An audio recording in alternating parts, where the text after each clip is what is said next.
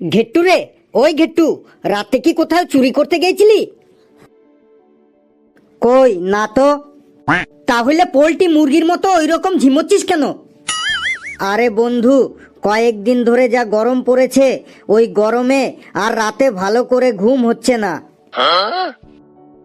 বলিস কি ঘেট্টু, রাতে তোর ভালো করে ঘুম হচ্ছে না? না রে লেবু বড়, রাতে ভালো করে ঘুম হচ্ছে না। শোন তাইলে, আমি তোকে একটা টোটকা বলছি, তুই যদি ডেইলি এই টোটকাটা ভালো করে পালন করতে পারিস, তাইলে দেখবি রাতে তোর গেদে ঘুম আসবে বটে। কি টোটকা লেবু বড়? তাড়াতাড়ি বল, তাড়াতাড়ি বল। টোটকাটা বলছি, মন দিয়ে শুনবি বটে। খেয়েলে পান্তা ভাত, খেয়েলে গিলেলে পান্তা ভাত, গিলেলে খেয়েলে পান্তা ভাত, খেয়েলে গিলেলে পান্তা ভাত, গিলেলে পান্তা ভাত তো খেলে পরে ঘুমটো আসবে দমে করে। পান্তা ভাত তো খেলে পরে ঘুমটো আসবে দমে করে। খেয়েলে পান্তা ভাত, খেয়েলে গিলেলে পান্তা ভাত, গিলেলে পান্তা ভাত তো গিলে ফেলো, যত খুশি ঘুম মারো। সাথে কাঁচা লঙ্কা হইলে খেতে আরো লাগবে ভালো। কাঁচা কাঁচা পেঁয়াজটাও ভাত খেয়ে শুয়ে পড়ো, নাক ডেকে ঘুম মারো, জাগাইতে পারবে না কেউ। খেয়েলে পান্তা ভাত, খেয়েলে গিলেলে পান্তা ভাত, গিলেলে। এই ক্লাসের মধ্যে কে আবার পান্তা ভাত নিয়ে এসেছে রে? কে ক্লাসে পান্তা ভাত নিয়ে এসেছে? স্যার, ক্লাসে কেউ পান্তা ভাত নিয়ে আসেনি। পান্তা ভাত নিয়ে আসেনি, তাহলে কে বললো খেয়েলে পান্তা ভাত খেয়েলে? স্যার, ওই ঘেট্টুর রাতে ভালো ঘুম হয়নি তো, তাই ওই লেবু ঘেট্টুকে ভালো ঘুম হবার জন্য টোটকা বলছিল। লেবু, তুই আবার টোটকা জানিস নাকি? ওই স্যার, একটু আধটু জানি বটে। আমি তো তোকে প্রথমে ভাবতাম তুই শুধু উচ্চ স্বরে বিকৃত ভাবে সঙ্গীতই পরিবেশন করতে পারিস। এখন তো দেখছি তুই টোটকা টোটকাও জানিস। তুই তো দেখছি একটা মাল্টি ট্যালেন্টেড প্রাণী। সবই আপনাদের আশীর্বাদ বটে। আশীর্বাদ নাকি একটু পরে বুঝবি। এই তোরা সবাই বসে পড়। স্যার, আপনার হাতে ওইগুলো কি? এগুলো তোদের পরীক্ষার খাতা। তোরা সবাই চুপচাপ বস। খাতাগুলো আমি চেকিং করে এখনই তোদের দিয়ে দিচ্ছি।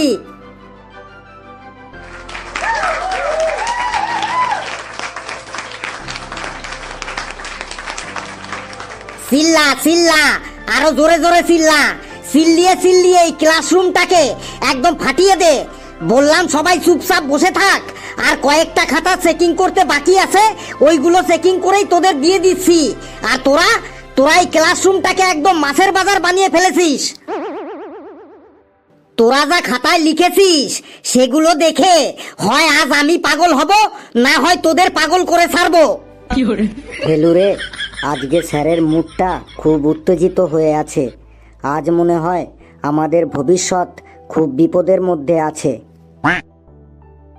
তোরা এক একজন পরীক্ষার খাতায় এমন বানিয়ে অ্যান্সার লিখেছিস যে যিনি বই লিখেছেন তিনিও তোদের লেখাগুলো দেখলে লজ্জায় পড়ে যাবে। স্যার, আমরা এমন কি লিখেছি যে বইয়ের লেখকও দেখে লজ্জায় পড়ে যাবে? হ্যাঁ স্যার, আমাদের বলুন আমরা কি ভুল লিখেছি।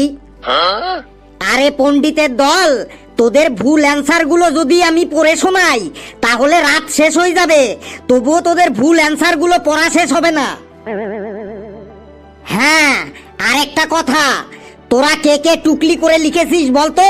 তোদের মধ্যে দেখলাম দুজনের খাতা একদম সেম টু সেম এক হয়েছে। ঘেটু আর ফেলুর খাতা একদম সেম টু সেম পুরো এক। তোরা দুজনার দেখা দেখি করে টুকলি করে লিখেছিস, একদম শিওর। আমি আর ফেলু টুকলি করে দেখা দেখি করে লিখেছি? স্যার, এটা স্বপ্নেও হতে পারে না।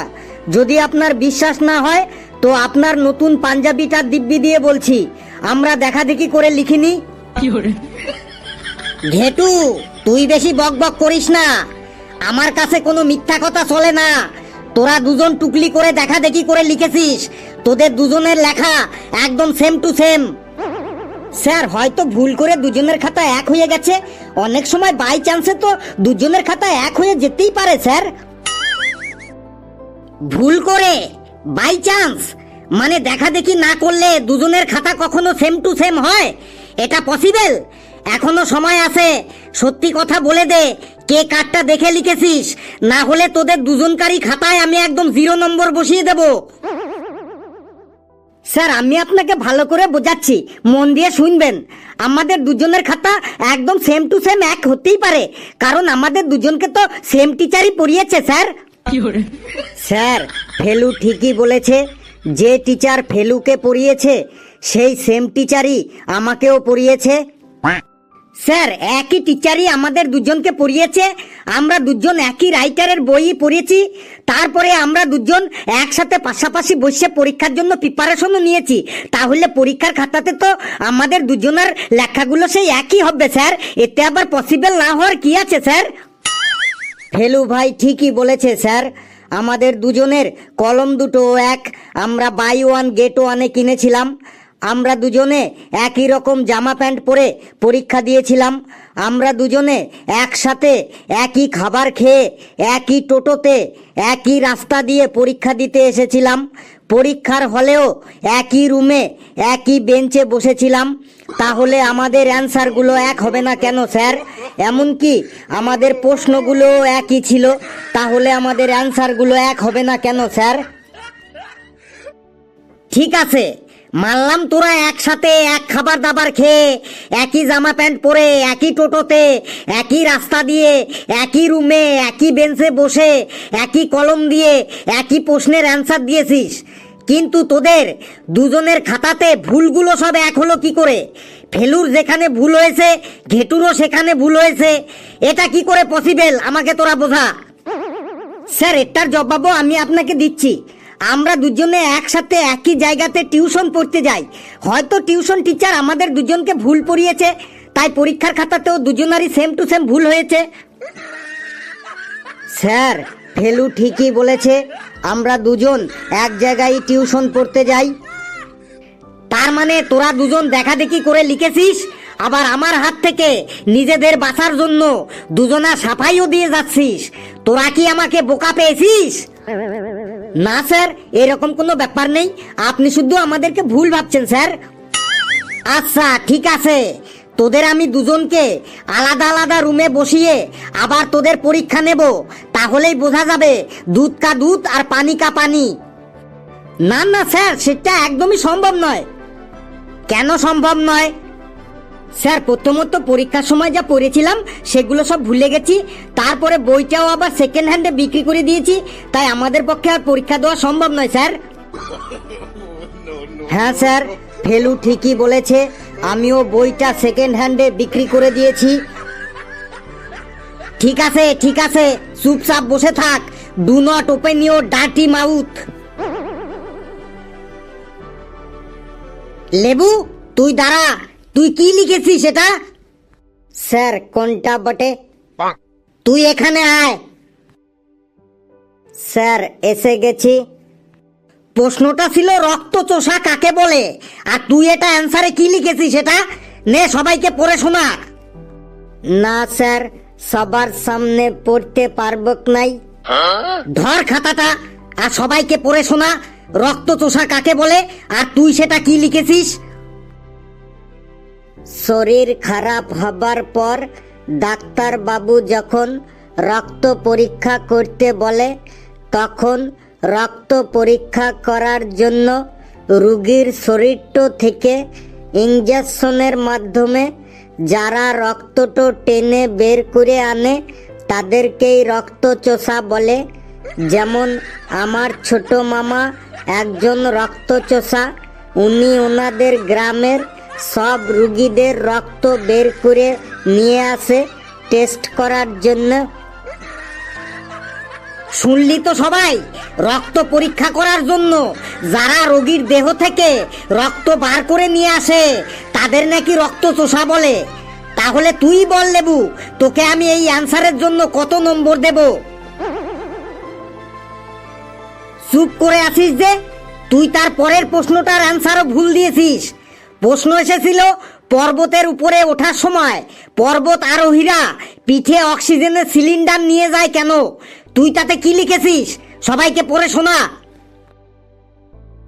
পর্বতের উপরে ওঠার সময় পর্বত আরোহীরা পিঠে অক্সিজেন সিলিন্ডার নিয়ে যায়, তার কারণ হলো পর্বতের উপরে অক্সিজেন সিলিন্ডারের দাম অনেক বেশি, তাই তারা আগে থেকেই নিচে থেকেই কম দামে অক্সিজেন সিলিন্ডার কিনে নিয়ে যায়। শুনলি তোরা সবাই? পর্বতের উপরে নাকি অক্সিজেন সিলিন্ডারের দাম বেশি, তাই তারা আগে থেকেই কম দামে অক্সিজেন সিলিন্ডার নিয়ে যায়। এই রকম ভুলভাল অ্যান্সার দিলে তোকে আমি কত নম্বর দেব তুই বল? স্যার, নম্বর তো আপনি যা ইচ্ছে দেন, আমি শুধু পাস করলেই হবে বটে। এই সব লিখে তুই আবার পাস করার ধান্দা করছিস? যা জায়গায় গিয়ে বস। নে, এবার কালুর খাতা চলে এসেছে। এ কি কালু, খাতায় তো শুধু তোর নাম লিখতে বলা হয়েছিল, আর তুই এইগুলো কি লিখেছিস? বাবার নাম, মার নাম, ভাই বোনেদের নাম, দাদুর নাম, ঠাকুমার নাম, কাকার নাম, কাকির নাম, পিসির নাম, পিসামশাইয়ের নাম, মামার নাম, মামির নাম, জ্যাঠার নাম, জেঠির নাম, তোদের বাড়ির কাজের লোকের নাম, তোর পোষা কুকুর বিড়ালের নাম। তুই কি লিখেছিস এইসব? স্যার, হাতে অনেক টাইম ছিল তাই সবার নাম লিখে দিয়েছি। তারপর তোর রোল নাম্বারটাও তো ভুল লিখেছিস। আমাদের স্কুলে 10 ডিজিটের কারো রোল নম্বর আছে? স্যার, রোল নাম্বারের জায়গায় তাহলে মনে হয় মোবাইল নম্বরটা লিখে দিয়েছি। অ্যান্সার গুলো তো তুই ভুল লিখেছিস। তুই এখানে আয় তো, তুই এখানে আয়। স্যার, চলে এসেছি। প্রশ্ন এসেছিল কয়েকটি হেলদি খাবারের নাম লেখো, যে খাবারগুলো খেলে পেটে কখনো গ্যাস অম্বল হবে না। আর তুই অ্যান্সারে এগুলো কি লিখেছিস? নে, সবাইকে পড়ে শোনা। কয়েকটি হেলদি খাবারের নাম হলো লাথি, ঘুষি, কিল, চর, থাপ্পড়, ধোকা, ঘুষ। এগুলো খেলে কখনো পেটে গ্যাস অম্বল হবে না। শুনলি তো তোরা? লাথি, ঘুষি, কিল, চর, ঘুষ, ধোকা, এগুলো নাকি সব হেলদি খাবার। তুই বল, তোকে আমি কত নম্বর দেব? স্যার, বেশি নম্বর চাই না, যত নম্বরে পাস হয় তত নম্বর দিলেই হবে। আবার আমার মুখে মুখে কথা বলছিস? যা, ভাগ এখান থেকে। এইবার দেখি কার খাতা এসেছে। ফেলু, এবার তোর খাতা এসেছে। তুই এসব কি লিখেছিস? কি যাতা লিখেছিস খাতায়? তুই ক্লাসেও যেমন ফালতু বকবক করিস, তুই খাতাতেও সেই ফালতু বকবকই লিখেছিস। সি সি সি সি। কেন স্যার, কি এমন লিখেছি? এই দেখ, প্রশ্ন এসেছিল বাঘ ও কুকুরের মধ্যে পার্থক্য লেখো, আর তুই এসব কি লিখেছিস? তোর মনে যা খুশি এসেছে তুই তাই লিখেছিস। নে, সবাইকে পড়ে শোনা। বাঘ ও কুকুরের মধ্যে তুই পার্থক্য কি লিখেছিস? দেখি স্যার কি লিখেছি আমি। এই নে দেখ, আর সবাইকে পড়ে শোনা। বাঘ ও কুকুরের মধ্যে তুই পার্থক্য কি লিখেছিস? বাঘ আর কুকুরের মধ্যে পার্থক্য হলো বাঘ লিখতে 2টো অক্ষর লাগে, বয়াকার ঘ বাঘ, আর কুকুর লিখতে 3টে অক্ষর লাগে, কয়সু কয়সু র কুকুর। বাঘের মধ্যে ক নেই আর কুকুরের মধ্যেও ব নেই। বাঘকে পোষ মানাতে হলে ডেলি মাংস দিতে হয়, আর কুকুরকে পোষ মানাতে হলে মুখে একটু করে সামনে একটা বিস্কুট দিলেই হলো, সাথে সাথে কুকুরটি পোষ মেনে যায়। বাঘের লেজ সোজা থাকে কিন্তু কুকুরের লেজ সব সময় বাঁকা থাকে। কোনো মানুষকে যদি বাঘ বলে ডাকা হয় তাহলে সে খুব আনন্দ পায়, কিন্তু কোনো মানুষকে যদি কুকুর বলে ডাকা হয় তাহলে সে রেগে গিয়ে একদম তেড়ে গিয়ে মারতে আসে।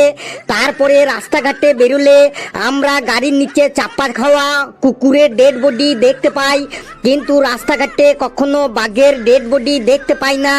তারপরে কুকুরের লজ্জা শরম বলতে কিছুই নেই, যেখানে সেখানে পায়খানা প্রস্রাব করে দেয়, কিন্তু বাঘের লজ্জা শরম আছে। হচ্ছে বাঘ কুকুরের মতো যেখানে সেখানে পায়খানা প্রস্রাব করে না। তারপরে কুকুর যখন প্রস্রাব করে তখন এক পা তুলে প্রস্রাব করে, কিন্তু বাঘ প্রস্রাব করার সময় কোনো পাই তুলে না। তারপরে ভাদ্র মাসে রাস্তাঘাটে যেখানে সেখানে দুমুখ কুকুর। এই এই এই তুই থাম থাম, আর এক লাইনও যদি তুই পড়িস তাহলে তোর জিভ আমি একদম টেনে ছিঁড়ে ফেলবো। যা তুই জায়গায় গিয়ে বস। এই ঘন্টা পড়ে গেল, বাকি খাতা পরের দিন দেখবো। কেউ হল্লা করবি না, চুপচাপ বস। আর ফেলু, তোকে আমি পরের দিন দেখবো। দেখ তোর পিঠে চামড়া দিয়ে আমি ডুগডুগি বাজাবো।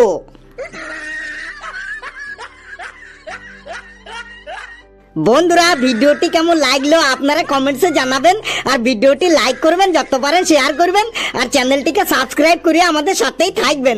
হাসতে থাকুন, সুস্থ থাকুন, যত বেশি হাসবেন তত বেশি সুস্থ থাকবেন, আর সকলে খুব খুব ভালো থাকবেন। নিয়ে ফেলবে, আর তোর জন্য কিন্তু আমরাও মার খাবো আজকে। ছাড় তো, যা হবে আমি দেখে নেব। Good morning sir. সবাই বসে পড়। আর ফেলু, তুই তুই দাঁড়িয়ে থাক। তুই চশমা পরে এসেছিস আমার ক্লাসে, তুই চশমা পরে এসেছিস, হিরো হয়ে গেছিস, তাও আবার আমার সামনে। খোল চশমা, খোল। স্যার, চোখে আমার ইনফেকশন হয়েছে স্যার, তাই চশমা পরে এসেছি। যদি আমি চশমা খুলে ফেলি তাহলে আপনার চোখেও ইনফেকশন হয়ে যাবে স্যার। তোর চোখে যখন ইনফেকশন হয়েছে তখন তুই স্কুলে এলি কেন? ঘরে বসেই থাকতে পারতি। স্যার, স্কুল খোলা থাকলে না আমার ঘরে একদম মন লাগে না, তাই স্কুল চলে এলাম। সে যাই হোক, তুই চশমাটা খুলে বস, না হলে কিন্তু তোকে মেরে একদম আমি অন্ধ বানিয়ে দেবো। স্যার। কামিন কামিন, কিন্তু তুই চশমা পরে এসেছিস কেন? স্যার, বাইরে খুব রোদ আর বাতাসে খুব ধুলোবালি উঠছে, তাই আমি চশমা পরে এসেছি। একদম ঠিক বলেছিস, রোদে চশমা পরলে চোখ খুব ভালো থাকে আর ধুলোবালিও ঢোকে না। পরে থাক, কোনো ব্যাপার নেই, ক্লাসেও পরে থাক, নো টেনশন। যা নিজের জায়গায় গিয়ে বস। ঠিক আছে স্যার, যাচ্ছি। ঘেটু, তুই আমার সামনে আয় তো।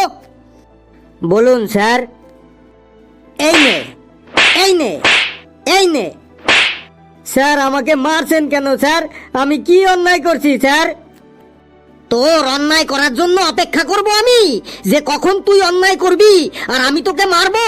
তোর চেহারা দেখেই বোঝা যাচ্ছে যে তুই অন্যায় করবি, এই জন্য তোকে আগে থেকেই মারছি। এই নে, এই নে, এই নে। স্যার, ছেড়ে দিন স্যার, খুব লাগছে স্যার। হ্যালো, তুই শোন তো এখানে।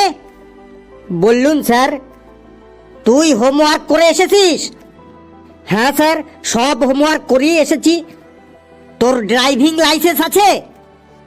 স্যার, আমার ড্রাইভিং লাইসেন্স তো হয়নি এখনো।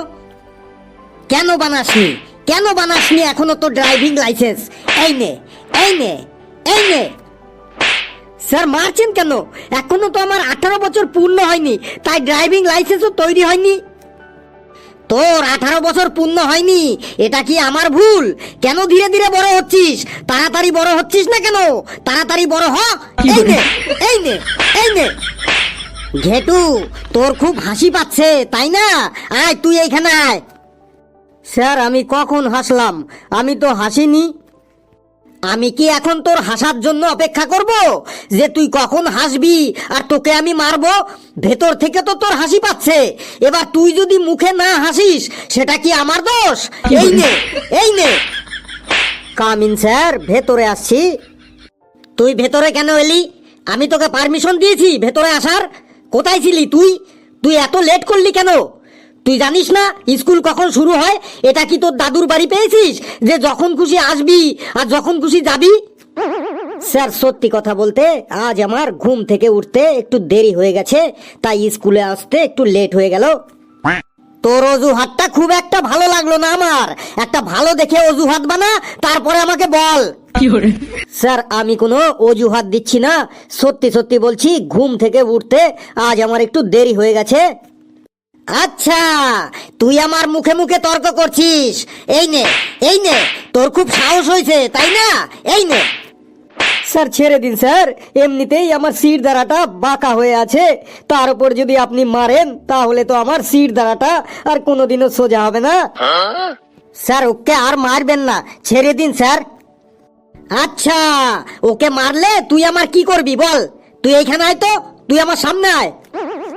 স্যার ওই কাল্লুকে মারলেন, ওটা আমি মোবাইলে ভিডিও করে রেখেছি, একদম এইচডি ভিডিও, 1 মিনিটেই আমি ভাইরাল করে দেবো। আচ্ছা, ভিডিও করছিলি তুই তাই তো? এই নে, এই নে, ভাইরাল করবি তুই আমার ভিডিও, এই নে, কর ভাইরাল, কর ভাইরাল, দেখি কেমন ভাইরাল করিস। এই নে, এই নে, কর রেকর্ডিং, যা করার কর। তোর মুখের সেপ আজকে আমি এমন পাল্টে দেবো না, তোর বাড়ির লোকেরাই তোকে চিনতে পারবে না। এই নে। আপনার টিচার না হয়ে পুলিশ হওয়ার দরকার ছিল। কিছু বললি? না স্যার, আর কিছু বললি? যা, জায়গায় যা।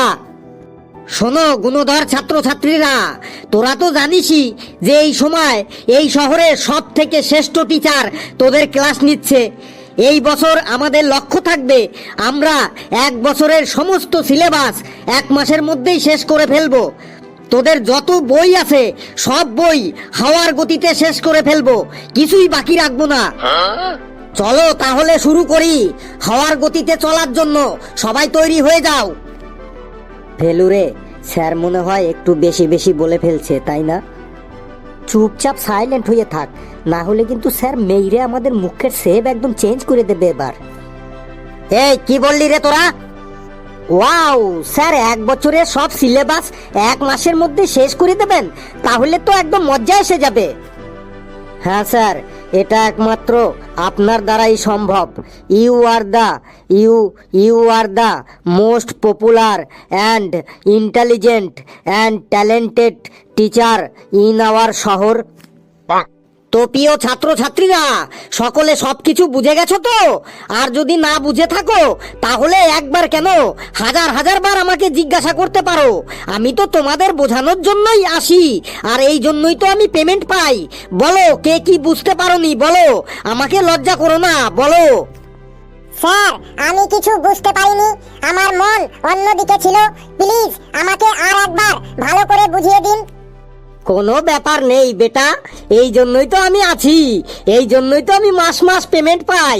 একবার না, তুমি হাজার হাজার বার জিজ্ঞাসা করতে পারো, যতক্ষণ বুঝতে না পারবে ততক্ষণ জিজ্ঞাসা করে যাও, এই জন্যই তো আমি পেমেন্ট পাই। তাহলে বলুন স্যার। আমরা 1 বছরের সমস্ত বই এবং সিলেবাস 1 মাসের মধ্যেই খুব সুন্দরভাবে হাওয়ার গতিতে শেষ করে দেব। তোমাদের সব বিষয়ে একদম বাঘবাচ্চা বানিয়ে দেব, একদম বাঘবাচ্চা। Bengali, English, Hindi, physics, chemistry, math, biology, geography সব বিষয়ে একদম বাঘবাচ্চা বানিয়ে দেব, বুঝলে বেটা? ঠিক আছে স্যার, বুঝে গেছি, থ্যাংক ইউ। আমি বলতে চাইছি যতবার খুশি আমাকে জিজ্ঞাসা করো, কিন্তু তোমার সবকিছু বুঝতে হবে। একবার না, দুবার না, 100 বার না, হাজার হাজার বার জিজ্ঞাসা করো, যাতে তুমি পরীক্ষায় ভালো রেজাল্ট করতে পারো। আর এই জন্যই তো আমি পেমেন্ট পাই, তাই না? Okay sir. এখানে আর কেউ আছো যে আমার কথা বুঝতে পারোনি? লজ্জা না করে আমার সামনে চলে এসো, আমি সব ভালো করে বুঝিয়ে দিচ্ছি। তোমরা কেউ লজ্জা করবে না, হাজার হাজার বার আমাকে জিজ্ঞাসা করো, আমি হাজার হাজার বার তোমাদেরকে বুঝিয়ে দেব। যে না বুঝতে পারবে সে আমার সামনে এসো, আমি ভালো করে বুঝিয়ে দিচ্ছি। এই বোঝানোর জন্যই তো আমি পেমেন্ট পাই। স্যার আমি ভালো করে বুঝতে পারিনি, আমাকে একটু ভালো করে বুঝিয়ে দিন। ও তাই, তুমি বুঝতে পারোনি? এই নে, এই নে, মাথায় গাঁটটা খা। ক্লাসে তোর মন থাকে না? তুই কি করিস ক্লাসে? ক্লাসে কি তুই ঘুমাস? একটি জিনিস আমি কতবার বোঝাবো তোকে? স্যার এবার আমি সব বুঝে গেছি, আমাকে ছেড়ে দিন। যা, জায়গায় গিয়ে দাঁড়িয়ে থাক। আর কে কে দাঁড়িয়েছিলি? ঘেটু আর ফেলু, তোরা দুজন দাঁড়িয়েছিলি, মানে আমার কথা বুঝতে পারিসনি, তাই তো? না স্যার, আমার পাটা একটু টনটন করছিল, তাই আমি একটু দাঁড়িয়েছিলাম। আমি সব বুঝে গেছি স্যার, আপনি যা যা বলেছেন একদম সব বুঝে গেছি আমি ডিটেলসে। হ্যাঁ স্যার, ঘেট্টু ঠিকই বলেছে। আমারও পাটা একটু টনটন করেছিল, তাই আমিও একটু দাঁড়িয়েছিলাম। আপনার কথা সব বুঝে গেছি স্যার। আপনি যেভাবে বোঝালেন তাতে পুরো সিলেবাসটাই আমার একদম জলের মতো মুখস্থ হয়ে গেছে। আচ্ছা, সব বুঝে গেছিস তাই তো? বেশ, তাহলে ঘেটু বলতো, আমাদের রাজ্যের করোনা মহামারী নিয়ে একটা রচনা বলতো। স্যার, করোনার সময় আমি ঝাড়খণ্ডে গেছিলাম আমার মামার বাড়ি, তাই আমাদের রাজ্যে ওই সময় কি হয়েছিল আমি ঠিক বলতে পারবো না।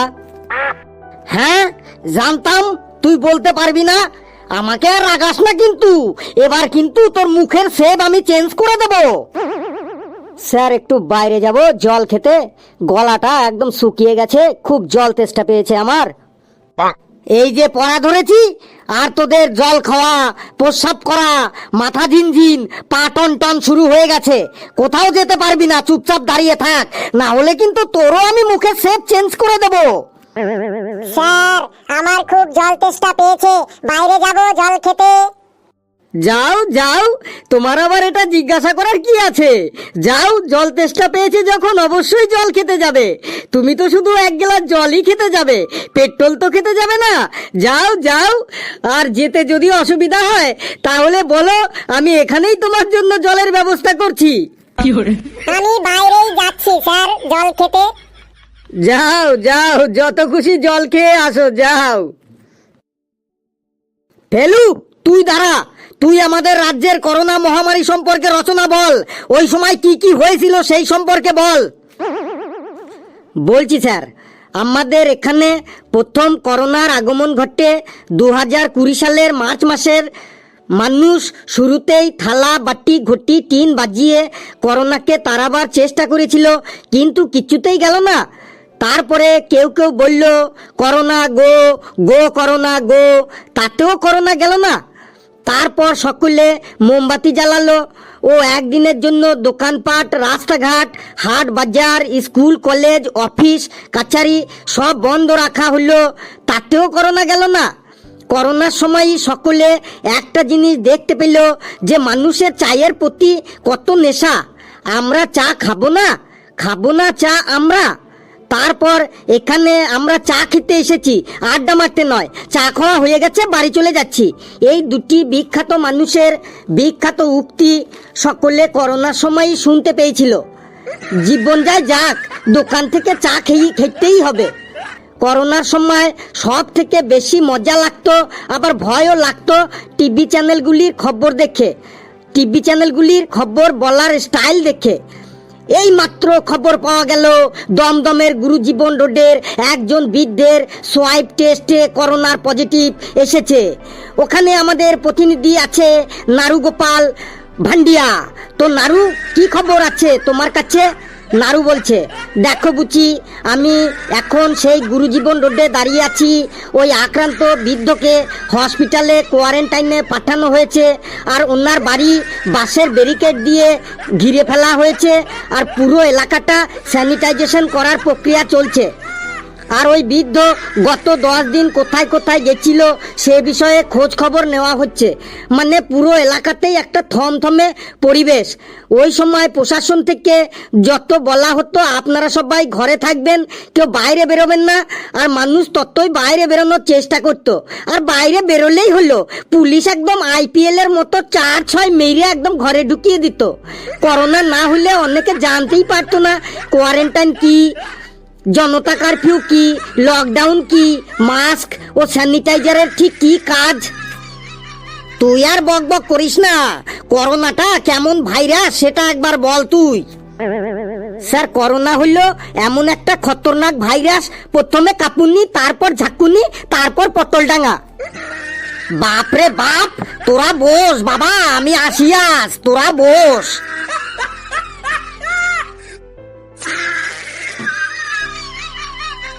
বন্ধুরা, ভিডিওটি কেমন লাগলো আপনারা অবশ্যই জানাবেন, আর ভিডিওটি লাইক করবেন, যত পারেন শেয়ার করবেন, আর চ্যানেলটিকে সাবস্ক্রাইব করিয়ে আমাদের সাথেই থাকবেন। আরও মজার মজার ভিডিও পাবেন।